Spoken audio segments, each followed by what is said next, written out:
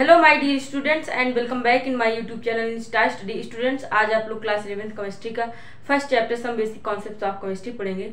बच्चों, इस चैप्टर के स्टार्टिंग में बताया गया है कि जो है केमिस्ट्री आपकी क्या होती है, इंपॉर्टेंस ऑफ केमिस्ट्री बताया गया है, मैटर की क्लासिफिकेशन बताया गया है, एलिमेंट के बारे में बताया गया है, कंपाउंड के बारे में बताया गया है और मेटल और नॉन मेटल के बारे में बताया गया है। तो ये सारी बहुत बेसिक बातें हैं, तो इसे आप खुद से पढ़ेंगे। हम आज आपको सिखाएंगे लॉज ऑफ केमिकल कॉम्बिनेशन। तो चलिए फिर स्टार्ट करते हैं लॉज ऑफ केमिकल कॉम्बिनेशन। इसमें आप लोग फर्स्ट हेडिंग डालेंगे, लॉज ऑफ केमिकल कॉम्बिनेशन की हेडिंग लगाएंगे। उसमें फर्स्ट हेडिंग आप लोग लगाएंगे law of conservation of mass, law of conservation of mass. तो बच्चों ये लॉ बताता है कि ना तो मास को क्रिएट किया जा सकता है ना तो डिस्ट्रॉय किया जा सकता है इन ए केमिकल रिएक्शन। किसी भी केमिकल रिएक्शन में ना तो मास को क्रिएट किया जा सकता है ना तो मास को डिस्ट्रॉय किया जा सकता है। इसकी हम लोग डिफिनीशन लिख लेते हैं। Mass is neither created, mass is neither created nor destroyed, nor destroyed in a chemical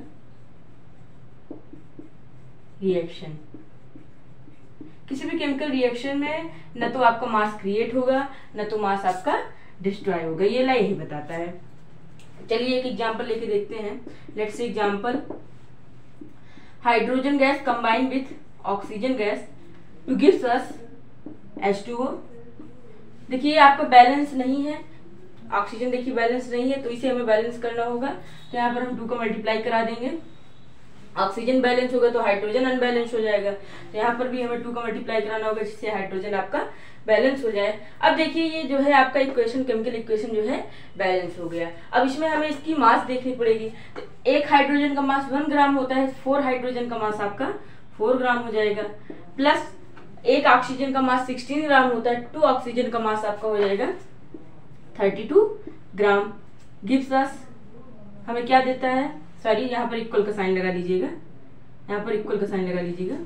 उसके बाद कह रहा है 2H2O, 2H2O मतलब 4 हाइड्रोजन और 2 ऑक्सीजन, तो 4 हाइड्रोजन यानी 4 ग्राम प्लस 2 ऑक्सीजन यानी 32 ग्राम, 16 ग्राम एक ऑक्सीजन का होता है, 2 ऑक्सीजन का कितना हो जाएगा 32 ग्राम।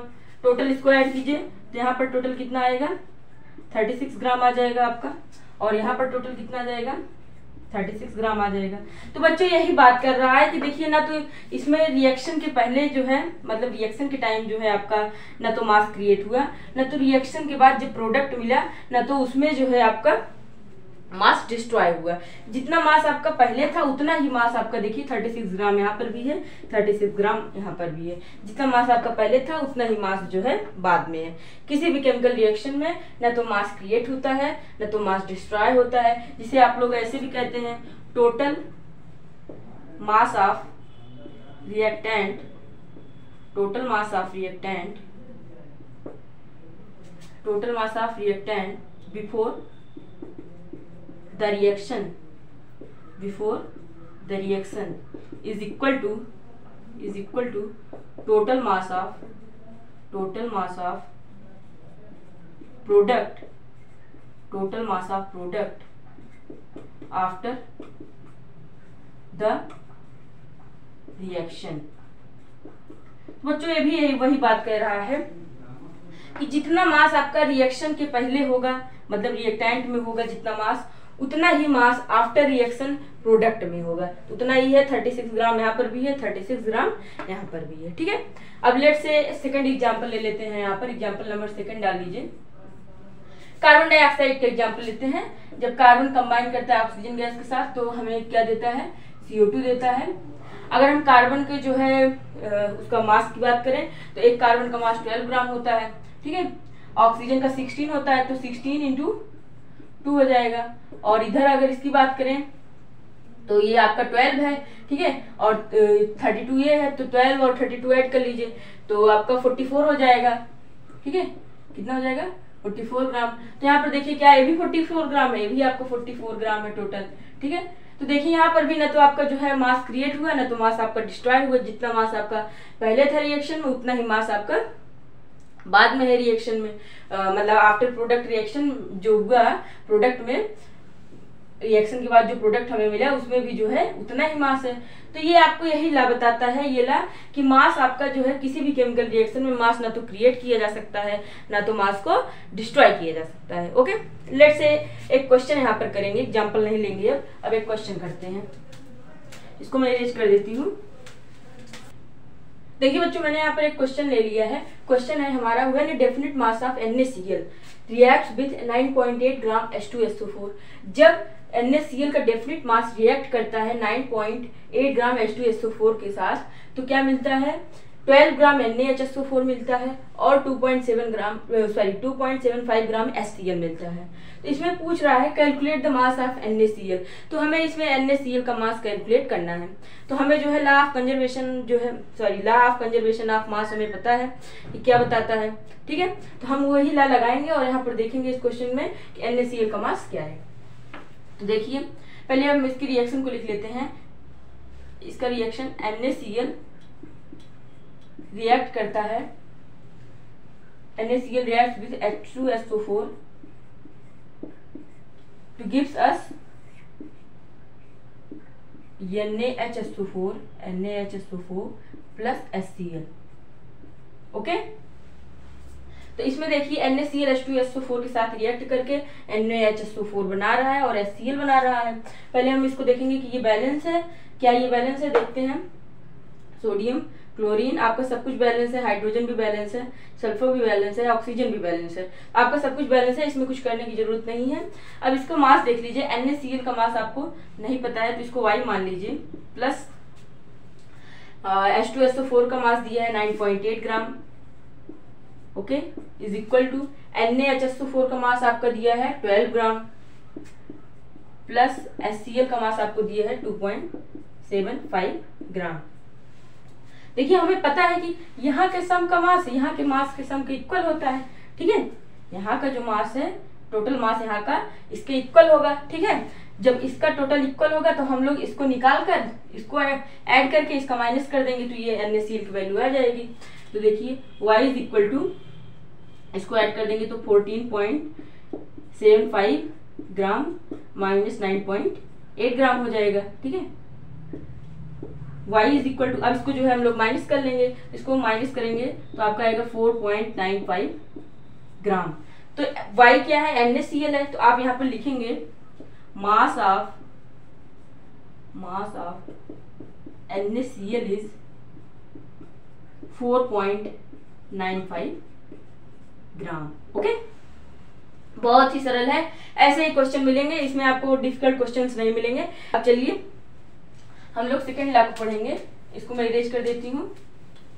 तो बच्चों, जो हमारा सेकेंड लॉ है वो है लॉ डेफिनिट और कांस्टेंट प्रोपोर्शन। पहले इस लॉ की जो है हम लोग डिफाइन करेंगे। Law of definite constant proportion की पहले डिफिनीशन लिखेंगे। तो ये लॉ बताता है different samples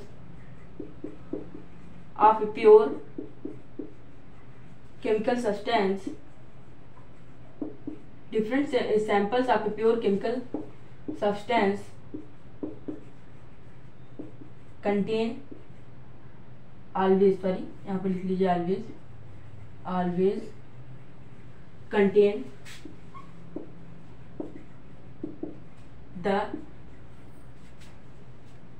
same proportion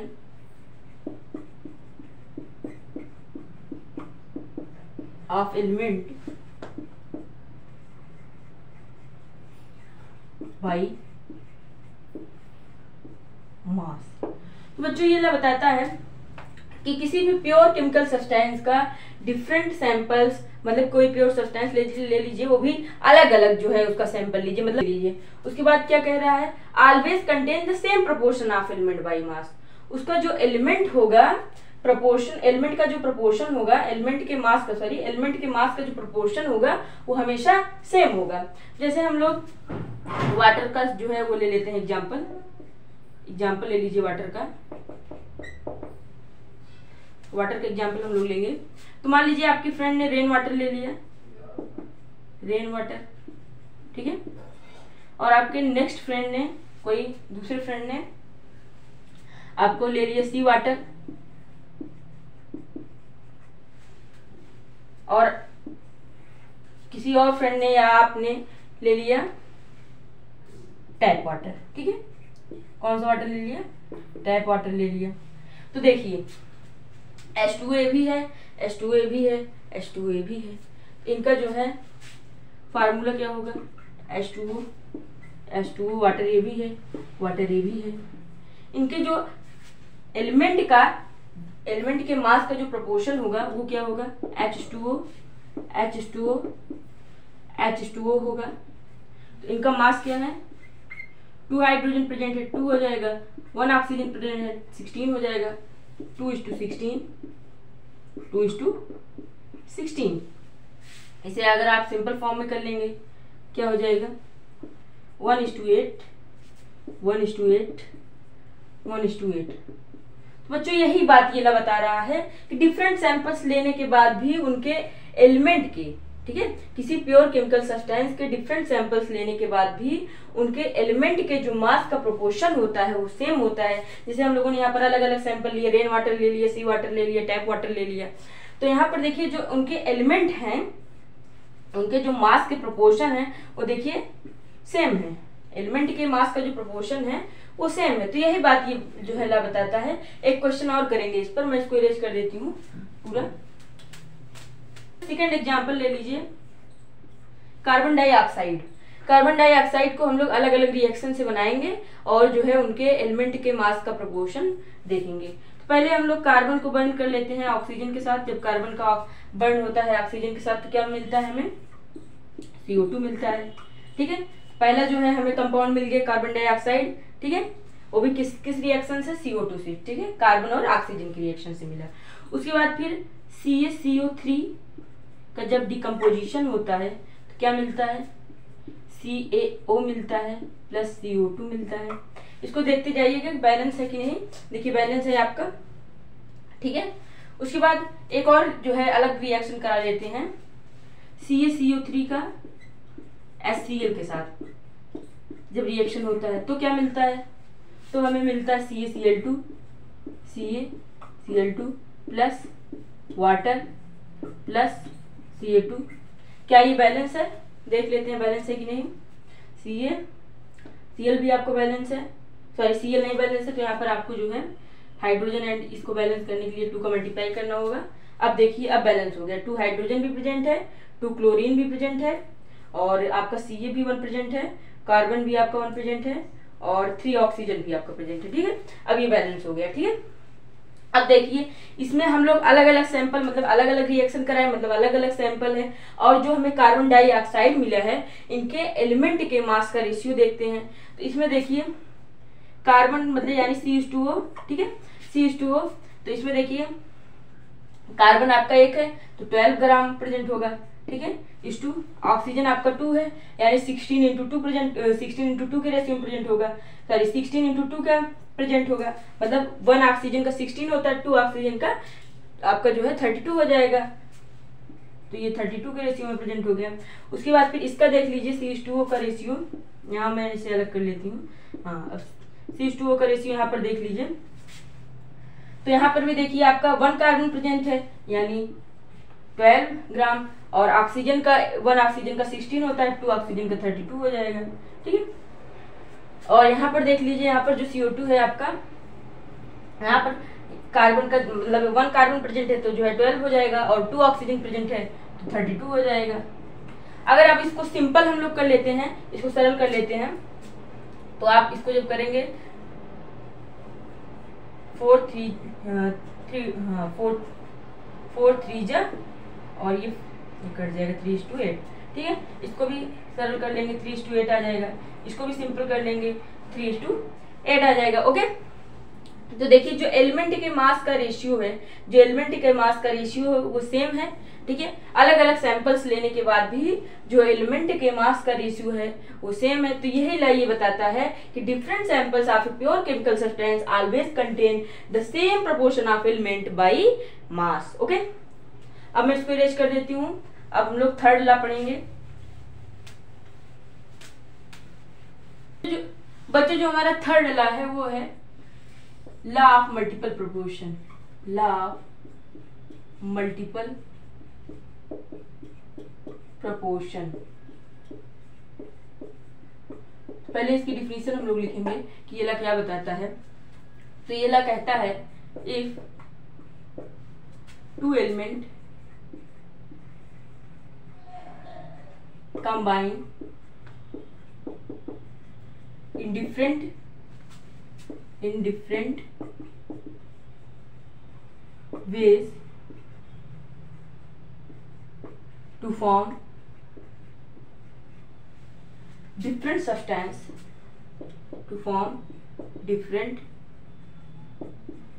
substance, then the mass of one element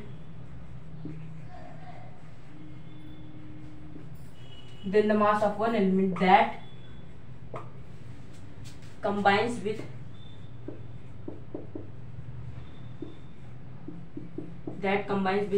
fixed mass of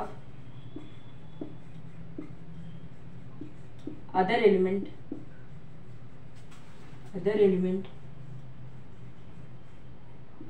are in ratio of simple whole number।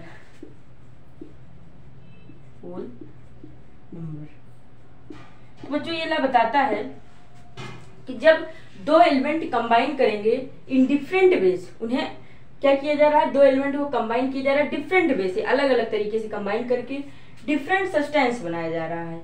Then the mass of one element, तब then the mass of one element मतलब one element का mass that combines, जो combine करता है with fixed mass of other element, जो combine करता है दूसरे एलिमेंट के साथ जिसका मास क्या है, फिक्स है, are in ratio of simple whole number, उनका रेशियो क्या होगा, एक सिंपल होल नंबर का होगा। जैसे एक एग्जांपल ले लेते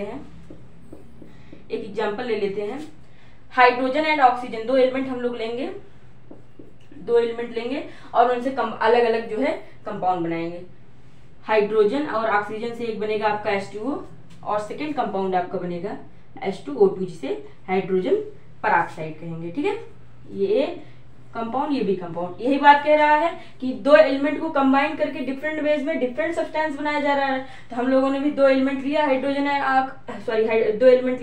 एंड ऑक्सीजन, उनसे क्या किया, वाटर बनाया और हाइड्रोजन पेरोक्साइड बनाया, डिफरेंट कंपाउंड्स बना लिए, ठीक है, डिफरेंट सब्सटेंस या कंपाउंड्स बना लिए। उसी बात कह रहे हैं देन द मास, यहाँ पर मास की बात कर रहे हैं तो इसको मास हम लोग लिख लेते हैं, इसका मास 2:16 हो जाएगा और इसका मास हो जाएगा आपका 2:32। अब इसको आप लोग सिंपल कर लीजिए, ये आपका हो जाएगा 1:8 और इसको जब सिंपल कर लेंगे 1:16 हो जाएगा, ठीक है। अब देखिए इसमें कह रहा है then the mass of one element, तब एक एलिमेंट का मास दैट कंबाइन, जो कंबाइन करेगा fixed mass of other element, ठीक है। एक एलिमेंट का मास आपका फिक्स होगा और जो कंबाइन करेगा दूसरे एलिमेंट के साथ, ठीक है, the mass of one element, क्या कह रहा है, then the mass of one element, एक एलिमेंट का मास कंबाइन करेगा with fixed mass of other element, with fixed mass, देखिए हाइड्रोजन का मास यहाँ पर फिक्स है, with fixed mass of another element are in ratio of simple whole number, किस ratio में होंगे, एक सिंपल होल नंबर के रेशियो में होंगे। तो देखिए ऑक्सीजन का जो है हम लोग यहाँ पर रेशियो निकाल लेते हैं, ratio of oxygen in H2O and H2O2, इन दोनों में हम जो है ऑक्सीजन का रेशियो निकाल लेते हैं। तो क्या है, 8 है, 8:16, 8:16 है ना, ये देखिए 8 है आपका, ये 16 है, डिवाइड कर लीजिए कितना आ जाएगा 8/16, 8 1 8, 8 2 16, 1:2 आ जाएगा। क्या होगा रेशियो? ऑक्सीजन का जो रेशियो होगा H2O और H2O2 में जो ऑक्सीजन का रेशियो होगा वो क्या होगा? 1:2 होगा। ठीक है, फिर से इसको जो है समझिए। If two element combine in different ways to form different substance, ये बात कह रहा है ये ला कि जो है जब दो एलिमेंट को कंबाइन करके डिफरेंट वेज में कंबाइन करके, जब दो एलिमेंट को डिफरेंट वेज में कंबाइन करके डिफरेंट सब्सटेंस बनाया जा रहा है, तो हम लोग दो एलिमेंट लिए, हाइड्रोजन लिए और ऑक्सीजन लिए, इन्हें जो है डिफरेंट वेज से कंबाइन करके डिफरेंट सब्सटेंस बना लिए। वो सब्सटेंस क्या थे? H2O था और H2O2 था, वाटर था और हाइड्रोजन पेरोक्साइड था। उसके बाद कह रहा है then the mass of one element, पहले इसका मास लिख लेंगे 2:16, 2:32, उसको सिंपल कर लेंगे तो 1:8 हो जाएगा, ये 1:16 हो जाएगा। उसके बाद क्या कह रहा है? Then the mass of one element, तब एक एलिमेंट का मास जो कंबाइन करेगा fix mass of other element. ठीक है, जो कंबाइन करेगा fix mass of other element, इसको थोड़ा सा यहाँ पर समझिए, यहाँ से समझने वाली बात है। Then the mass of one element, एक एलिमेंट का मास जो कंबाइन करेगा fix mass of other element, मतलब जो अदर एलिमेंट होगा उसका मास फिक्स होगा। तो यहाँ पर अदर एलिमेंट का मास जो हाइड्रोजन है वो जो है आपका फिक्स है उसका मास। उसके बाद क्या कह रहा है? Element are in the ratio of simple whole number, उनका जो रेशियो होगा, जो अलग जो है जो एलिमेंट ये वाला है the mass of one element, जो मास वन एलिमेंट का है वो क्या हो जाएगा? उनका जो रेशियो होगा वो क्या करेगा?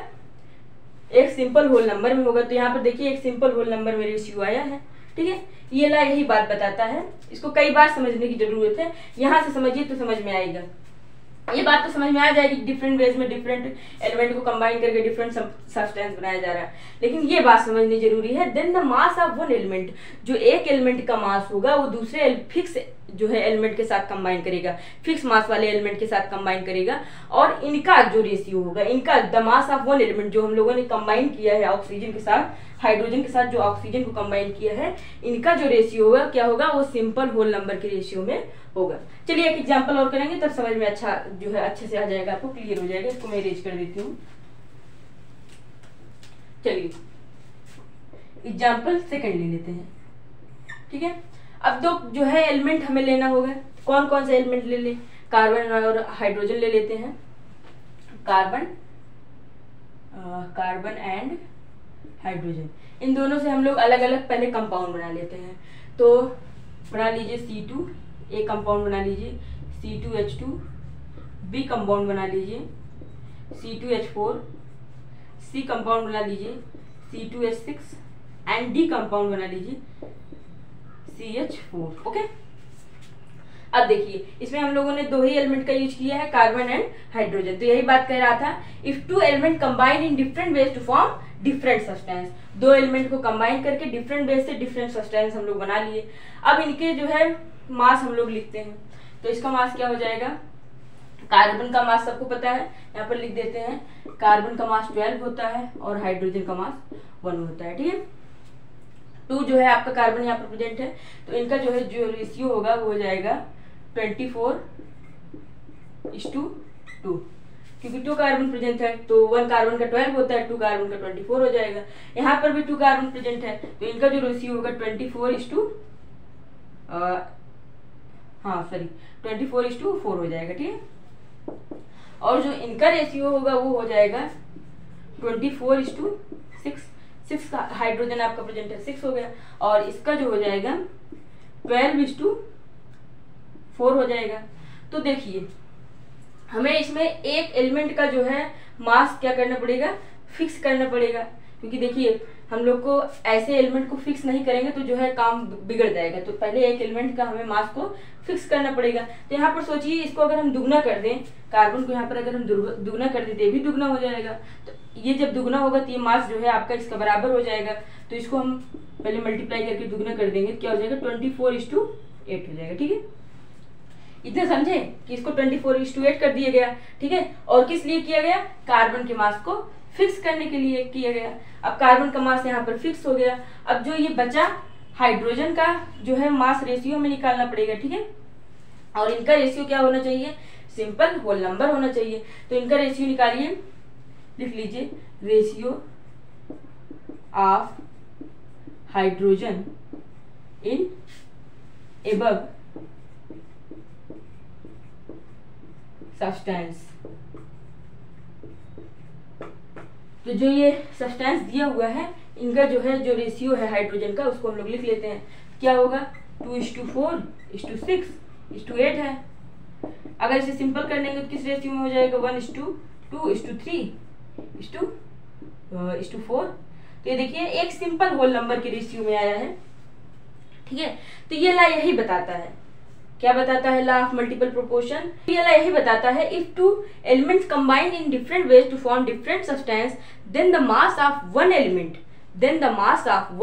That combines with fixed mass of another element are in ratio of simple whole number. ठीक है, ये ला यही बताता है। आप लोग तब तक लिए ढेर सारे क्वेश्चंस करेंगे, मैं इसको इरेज कर देती हूँ। तो बच्चों लॉज ऑफ केमिकल कॉम्बिनेशन में 5 लॉज हैं, जिसमें से हम लोगों ने 3 लॉ को पढ़ लिया है और 2 लॉ बचे हैं, प्लस एक एक्स्ट्रा लॉ है जिसे हम लोग नेक्स्ट वीडियो में पढ़ेंगे। तब तक के लिए इस वीडियो को लाइक कर लीजिए, चैनल को सब्सक्राइब कर लीजिए और बेल आइकन को जरूर प्रेस कर दीजिएगा, और मुझे टेलीग्राम चैनल पे जरूर फॉलो कर लीजिएगा, क्योंकि मैं वहाँ पर बहुत सारे क्वेश्चंस जो है आपको अपलोड करती रहूँगी करने के लिए। ओके।